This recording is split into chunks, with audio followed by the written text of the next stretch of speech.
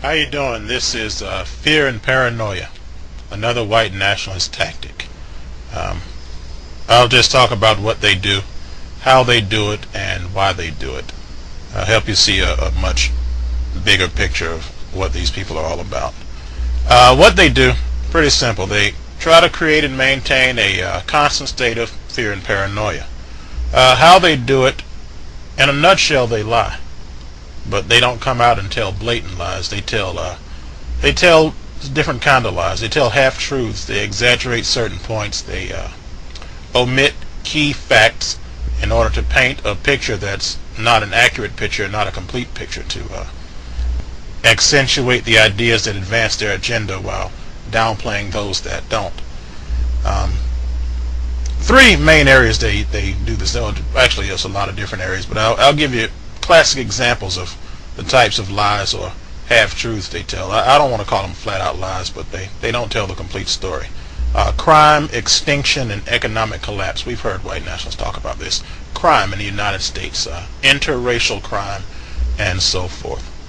They base this on a book written by Jared Taylor, The Color of Crime, and also he gets this from the Uniform Crime Statistics, I think, from the FBI. Interesting thing, they're always talking about how dishonest the government is. The government lies about this, the government lies about that.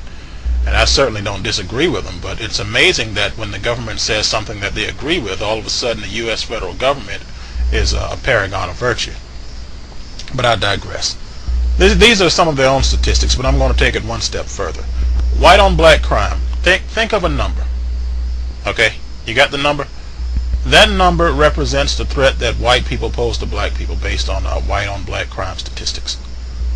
Take that number and multiply it by 39. That second number represents the threat that black people pose to white people so far as violent crime goes. You take that second number and multiply it by 4.7. And that final number, the largest number, represents the threat that white people pose to other white people. In a nutshell, a white person stands a 470% greater chance of being raped, robbed, or murdered by another white person than they do by a black person. This isn't to downplay black crime. This is to paint the complete picture. The average white nationalist would make it seem as if black people are the biggest threat to white people. That's just not the case. So this is how they exaggerate. This is how they play up one thing while downplaying another. Another one, extinction. It's an absolute term. The dodo bird is extinct. The Tyrannosaurus rex is extinct. And white nationalists, if you listen to them, they'll say the white race is in danger of becoming extinct. That's an absolute term. And that's a strong term as well.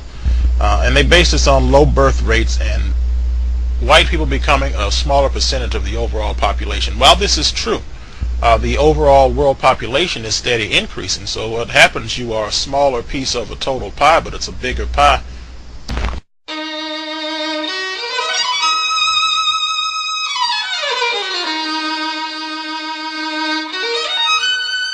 Was it more than attraction and a physical lust? Or loins, my imagination at first inconceivable touch that I was planning, I mean wishing.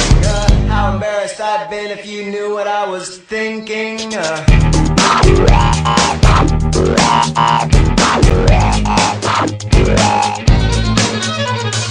whoa, when it started, my first thought was love.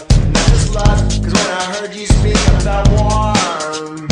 In the evening I saw you. You were warming the bass up, your hair covered your face up. I was acting indifferent at the merch booth, putting on makeup. A party in the swamp on a yacht. Eyes from the helm, but we were docked. I crossed my fingers, but I didn't beg. Cause I knew you knew. Cause I knew you knew I liked you. I knew you knew I liked you. I knew you knew and but I figured desperate guy.